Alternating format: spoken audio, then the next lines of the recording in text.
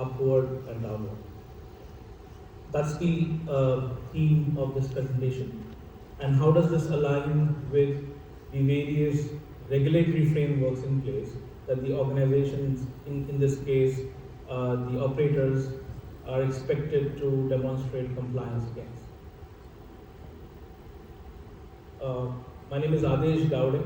I've been in risk compliance, GRC, and telecom and financial services, the domain that I have worked in the last 25 years in various capacities, as a consultant, as an advisor. So that's me. I've been in the region for the last 25 years. Worked with firms such as Ernst & Young, Abu Dhabi Police, and for the last 14 years, I founded 2 companies. And this is the second venture that we founded. So the pain or the problem that we wanted to solve was every time we took a technical finding, a report, to the organization's leadership, be it CXOs, be it board, okay.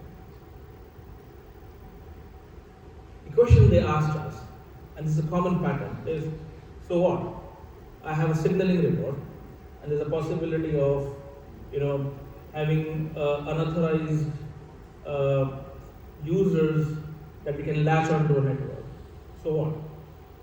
Or we come up with a finding where it's possible to, via the kiosk at the service center, it's possible to laterally move onto the network and reach the internal corporate network. So what?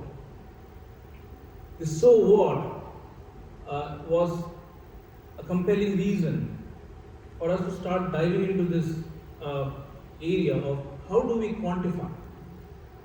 And once quantified, how can this be consistent from one MNO to another MNO or even across industries? At the end of the day, what we then basically came to a common conclusion, and it's just not me, I mean, a group of senior risk management professionals like me, we came to a conclusion that if we could devise a mechanism where the leadership and the board, without getting into the technicality, if we are able to express the impact of these findings or these vulnerabilities, these issues, these non-conformities, non-compliances, in a language that they understand. So what do they understand? They understand top line, bottom line impact. They understand subscriber impact. They do understand the regulatory impact of non-compliance in terms of penalties. They do understand reputational impact. They do understand, for example, critical national infrastructure impact. That's something, these are the real impacts that the board understands, relates to. So then, how do we quantify this? So that's where this whole journey started, of how do we quantify the exposure. And this is beyond cyber. Okay? We're not talking about internet-related attacks, we're talking about technology risk. So if you take out technology out of telecom, what's left? So if you take out technology out of banking, what's left? So then we said, this is just not technology risk, this is business risks. So that's where we coined the term better, business technology exposure and resilience. So that was the point of pain when we started this journey 5 years ago. There has been extensive research that has gone into this. And now we have reached a point where, in principle, we have decided to open source this. Let larger community benefit from this, which I'm going to cover in a presentation. And then this can be then considered as a framework of choice by various industries. And this is highly industry-centric. So Better Telecom has the telecommunications or MNO operator, MNO regulatory framework. If it's telecom banking, then the models change accordingly, which I'm going to cover shortly about. So today I'm not going to go deeper into Better, but I'm going to more talk about the open sourcing. I'll give you a high-level overview of Better as a framework. So the starting point in a roadmap towards adopting better for an organization is creating so-called the digital twin of the organization, or what we call creating the enterprise context. Okay, the business architecture, the business layer, the application layer, the technology layer, the security layer. So what I mean by that? So let's take an example of wholesale, right? So within wholesale, we start from the LOB, the service, the revenue, the customer. So we define wholesale as a context in terms of, and in this case, wholesale is an example, but you take any part of a business. You start from the LOB, product, service, channel, revenue, subscribers, regulations. We define that. And this definition is done in a manner, so it has its own syntax. It's done in a manner where it is mostly automated. So this information today is available within the organization at different data points. So for example, the revenue information is available with the revenue assurance team. So ARPU of a service, for example, ARPU of a user, for example, is available. So these data points do exist. Then coming to products and services, again available with the products team. What we do then is bring all this together in one single context, and now you have a near real estate context of the organization defined in the business architecture, what we call the business context. Similarly, the application stack is then defined. Whatever applications are being used across the fulfillment assurance and billing lifecycle. Then the different data points, it goes right up to assets. And the key principle over here is we're using existing data points available within the organization in terms of the interfaces. So for example, assets. The organization may have a chasm. So asset management is commonly found to be a problem across industries, including in telecom. So asset management interfaces, be it chasm, be it CMDBs, or be it element managers, right from a node up to a LOB, the entire organization is mapped. And this is a dynamic mapping. Some data points change more often than the others. Some are relatively, I would say, less dynamic. But this is the digital twin of the organization, what we call the enterprise context. So that was the first building block I just explained. Second aspect is defining how important, or what we call context valuation. Okay, each of those building blocks, a definitive dynamic prioritization technique that's suggested in Better is then adopted. Primarily, or the most commonly used parameters in this is revenue, subscriber, strategic importance, and CNI. These are hard values. So for example, how important is within wholesale, let's say in system A, okay, is it a revenue generating, is it revenue supporting, or is it a non-revenue system? That's at the application layer classification. Similarly, if you go to subscriber side, okay, on similarly fixed line services.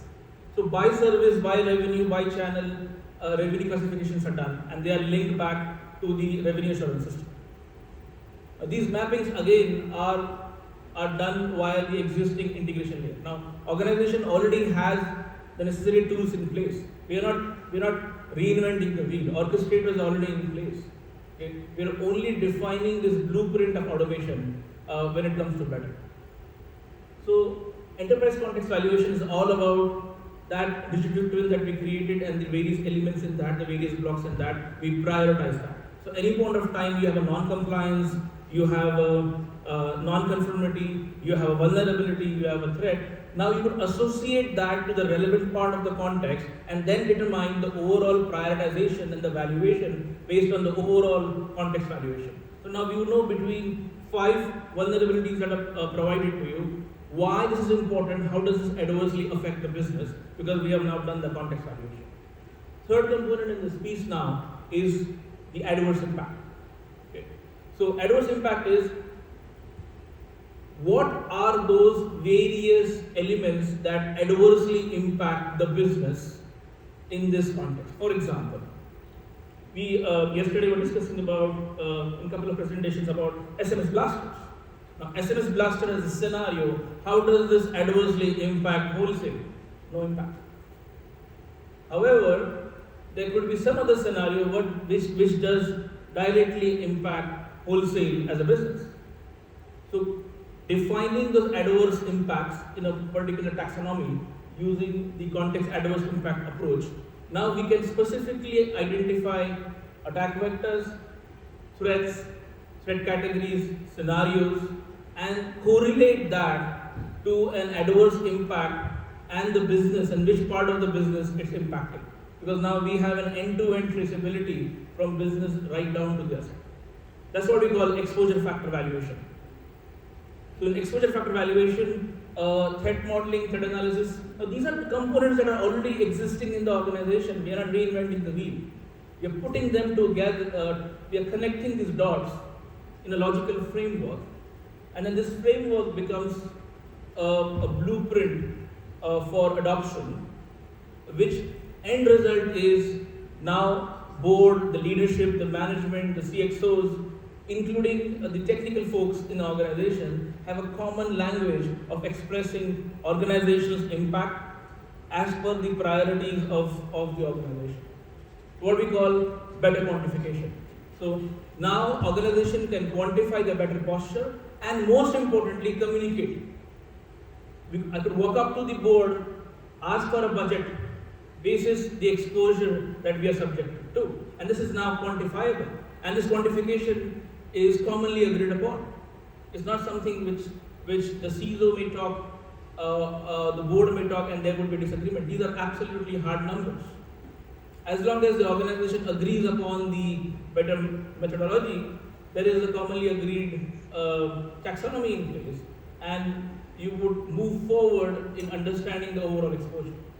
A typical view for a board or a CEO, wherein we now go and walk in and talk about, I have exposure on fixed line services, and this materially means X, be subscribers, be revenue, potential impact, or for that matter, our prepaid business has an X impact. Now, this is a language that they understand.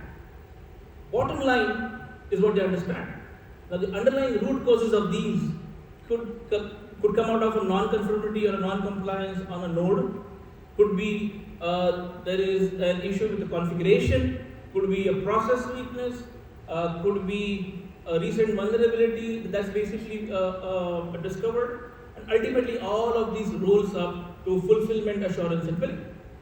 And now, if you're able to materially express this, that's what our objective in better is.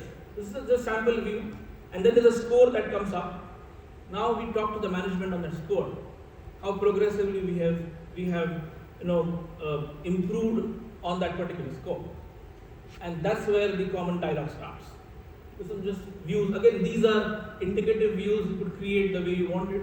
The end objective of better is the ability to express, the ability to communicate with the leadership using some common quantifiable metrics and an approach to get to that. This is a better framework overall, which is starting from the principles of better.